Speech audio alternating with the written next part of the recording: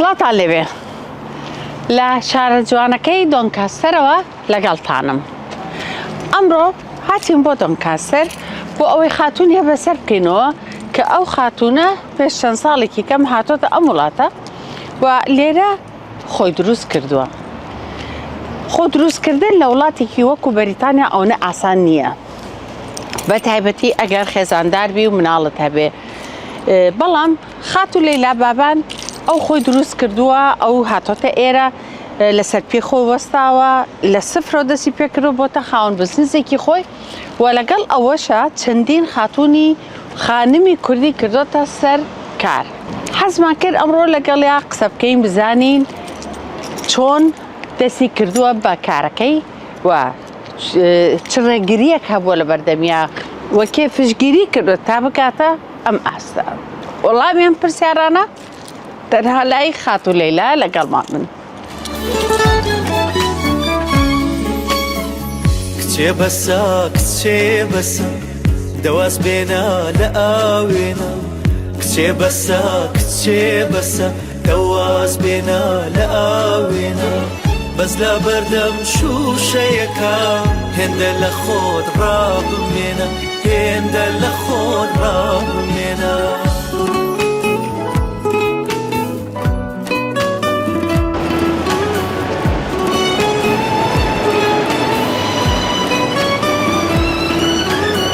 کەم سەرنجی چاوت بدە و ماسکەرە باز بەکاربێنە، ئەو شانەی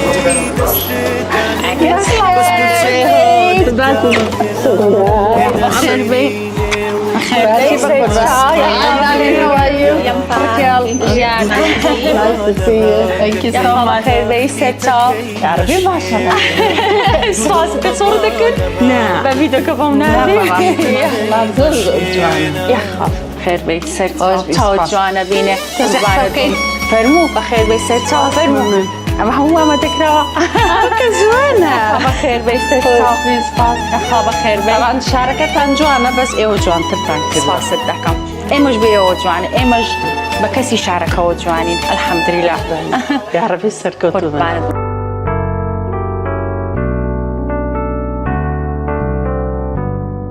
ليلى بابان كيه ليلى بابان من ليلى خوشحالم كور لێرە ئەتان بینم لە تەنیش خۆمەوە.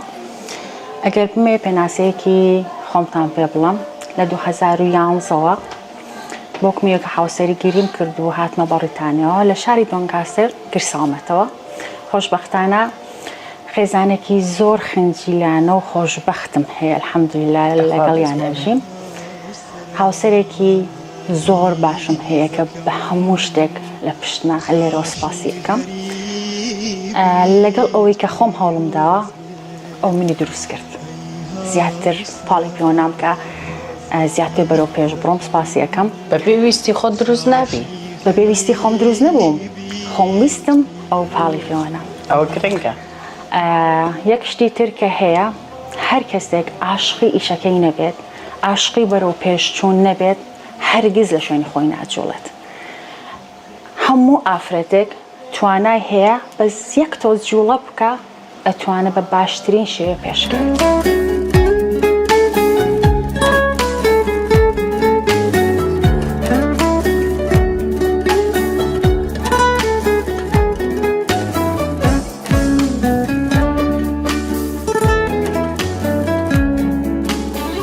کاتێکە لەیلا بابان دروست بوو لێرە چ بربەستێک هەبوو، چ شتێک هەبوو کە بۆ تۆ زەحمەت بوو تاکو بگەیتە ئەم ئاستەی کە ئەمڕۆ گەیشتویت؟ ژیان خانم وەکو بربەست کە بربەستێکم بۆ دروست بێ بۆ ئەوەی کە لێرە کار نەکەم یان چۆن دەست بکەم کار، هیچ بربەستێکی ئەوتۆ نەبوو بێجگە لەوەی کە ئێمە کوردان یان هەر کەسێک لە وڵاتێک ئەڕوا بۆ وڵاتێکی تر تەنها بربەستێک ئەوەیە کە بۆ تۆ دروست بێ کە تۆ زمانت باش نەبێت. بالفعل من زۆر حەزمە کرد لە بواری ئیشەکەی خۆما کار بکەم، بەڵام بە حکمی ئەوەی کە زمانم زۆر باش نەبوو نەمتوانی. چی بوو بوارەکەی؟ بایۆلۆجی بوو، بەڵام ئەلحەمدولیلا لەبەر ئەوەی کە دەستم پڕ بوو لەلایەن خێزانێک کەمە چکە لە خێزانێکی زۆر دەستڕنگینەوە هاتووم توانیم دا ئیشی قش بکەم هاوڕێیەکیشم زۆر یارمەتیدام توانیم هەر لە 2011 ساڵۆنێکی زۆر جوان بکەم ئیشی بیوتی تێ ئەنجام بدەم والحەمدولیلا بەرەو پێشم برد تاکو بووبمە خاوەن کۆرپێکی چاوگەشت تۆزێک بە حکمی دایکایەتیەوە ئینساندا کاتی خۆم تاودایە لە 2000 کۆتایەکانی 2010ەوە الحەمدولیلا توانیم بچمە بواری خوێندنەوە لە بوارەکەی خۆمەوە بەرەو پێش بچم لەگەڵیشیە لە بواری ئەستەتیکەوە الحەمدولیلا ئاستێکی زۆر بەرزم هەیە های کوالیفایفم لە لێڤڵ 7 VTCT لە لێڤڵ 7 الحەمدولیلا و کە لەگەڵ یا کارم کردووە مناڵیشم هەبووە بەڵام لە خوێندنەکەشما بەردەوام بوو تا گەیشتومە تا ئێستا کە ئێوە لەگەڵ منا دانیشتوین توانیومە الحەمدولیلا بێجگەلەوەی کە خۆم شوێنێکی ئاوا بکەمەوە چەندین ها ئافرەتیش لە تەنیش خۆمەوە کار بکەن دەستی زۆربەی ئافرەتەکانم گرتووە الحەمدولیلا دوور و نزیک یارمەتیم یاون تەنانەت ئەگەر لای منیش ئیشیان نەکردبێت توانیومە وەکو ڕکلامێک لە پێیجەکەی خۆمەوە یان ناساندنیان لەلایەن خۆمەوە بۆ بە کەسانی تر دەستیانم پڕ کرد بێت چونکە ئافرەت بە تایبەتی ئافرەتی کرد دەتوانێت سترۆنگێک هەیە ئازابوونێک هەیە لە ئێمەدا شوجاعەتێک هەیە لە ئافرەتی کوردە لە ئافرەتەکانی تردا ناتوانین ببینین والحەمدولیلا خۆم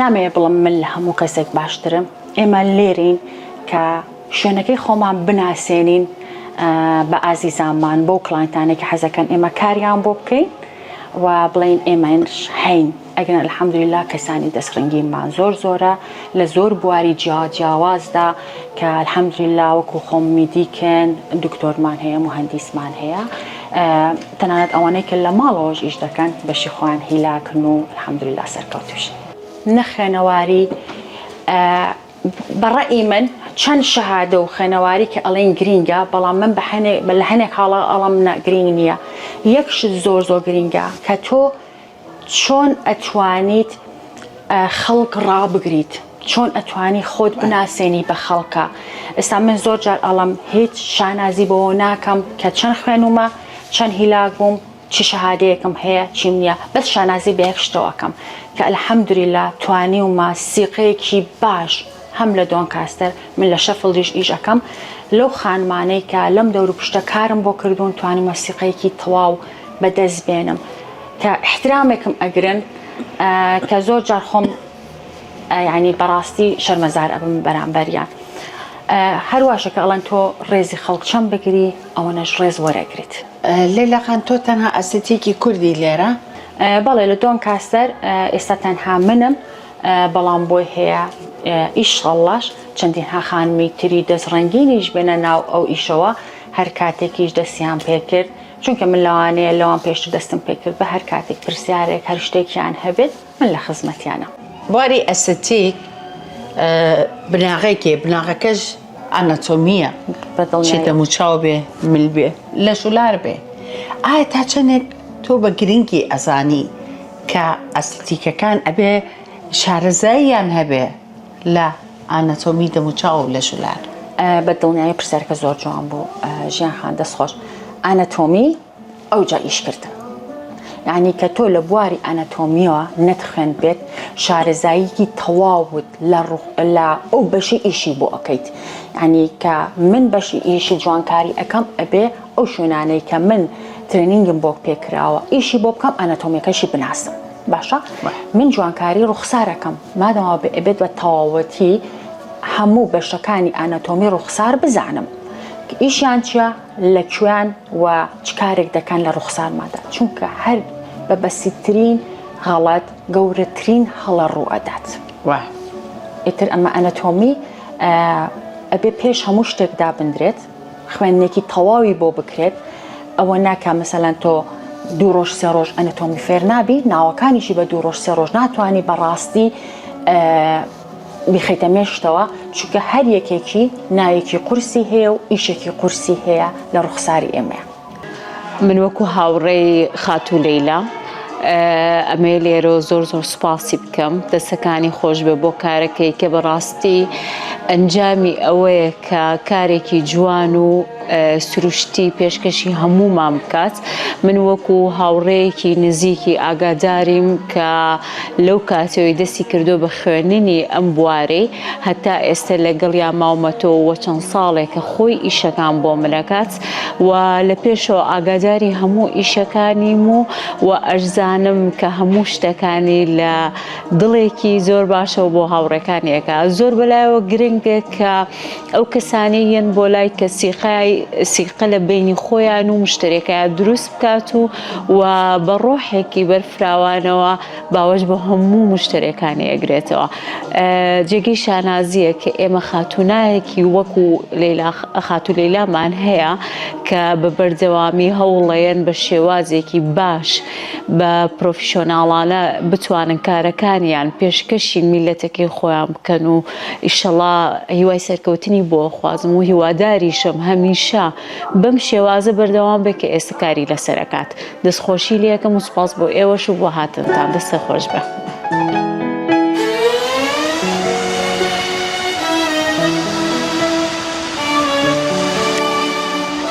لەیلا خان چ خەونێکت هەیە بۆ داهاتوو؟ زۆرە خەونەکانم زۆرە تا حدێک هاتۆ دەدی بەڵام ئێستاش خەونی زیاترم هەیە هەر لە بوارەکەی خۆتای هەر لە بوارەکەی خۆمە بەڵام شتێکە حەز ناکەم ئێستا قسەی لەسەرا بکەم بەڵام جارێکی ترکە هاتیتەوە سورپرایزە. لەیلا خانە بینم ماشەڵڵا شوێنەکەت گەورەیە سپاس و جێی قش بڕینە نینۆکە هەموو شتێکە. طبعاً ئازیزان ژوورێک هەیە لەوێ هەل خۆمەوە زۆرم بەدڵ ڕاستی بەهەشتە بەرم باپشانی ئێوەشی بین.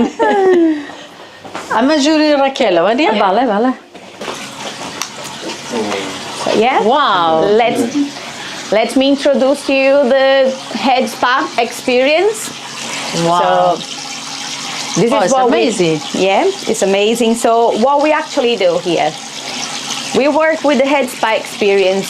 So we first start with the scalp analysis. So we know which kind of scalp every person have.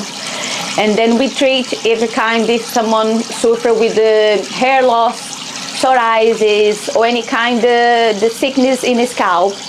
So this ring with the halo, they stimulate the hair grow because they stimulate the blood circulation in the scalp. So the person might have after a few treatments like 4 or 5 times, they're gonna see a baby hair coming. And also it's all relaxing treatment as well because we do a skincare, a scalp massage. We do as well like massage in the shoulder, in the chest, neck, hands, arms. Yeah, so we also provide the hair for the client, so they can always come for a consultation, and then we can see which kind of hair, the color of the hair as well.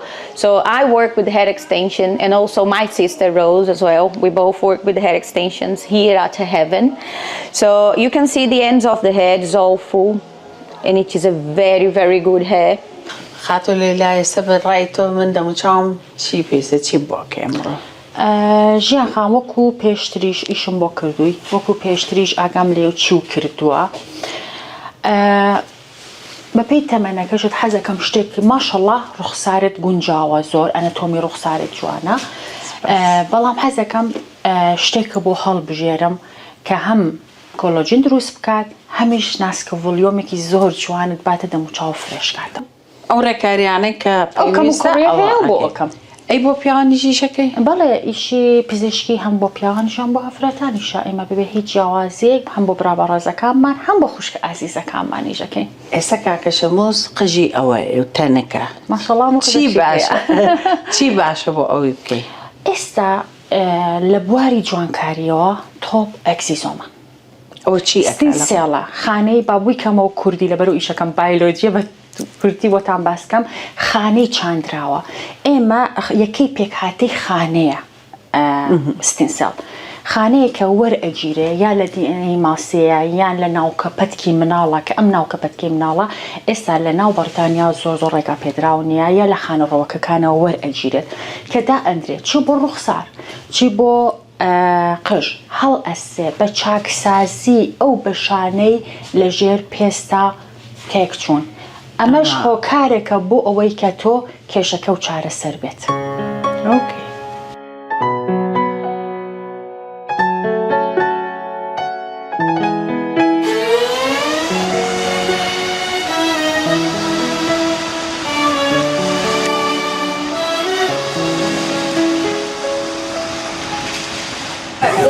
عزیزانم لە دوای ڕۆژێکی پڕ لە تەعمیرکردن جەماعەت هیلاک بوون بەڕاستی ئێمە ئێوەمان هیلاک کرد. ئەمە نەتیجەکەیتی طبعا ئەمە بەبێ فیلتەرە بەبێ میکیاجە تەنها سوورە ئەوکە دەستان خۆش بێ بە فیلەریشە بەبێ فیلەر فیلەریشمان نەکردە. دەستان خۆش بێ حەزێتممان یەخوا پیرۆزت بێ زۆر سوپاس مەمنونم هیلاکمانێکی خۆشیش هیلاکمان کرد نەبە ئەو هیلاک بوونە ئەو نانە ئەیهێنەوە بزانە نانێکی خۆشە خۆی لە هەبێ هەموو لایەک ناخۆش هەتا بەرنامەیەکی کە ئەگەڕێنەوە لاتان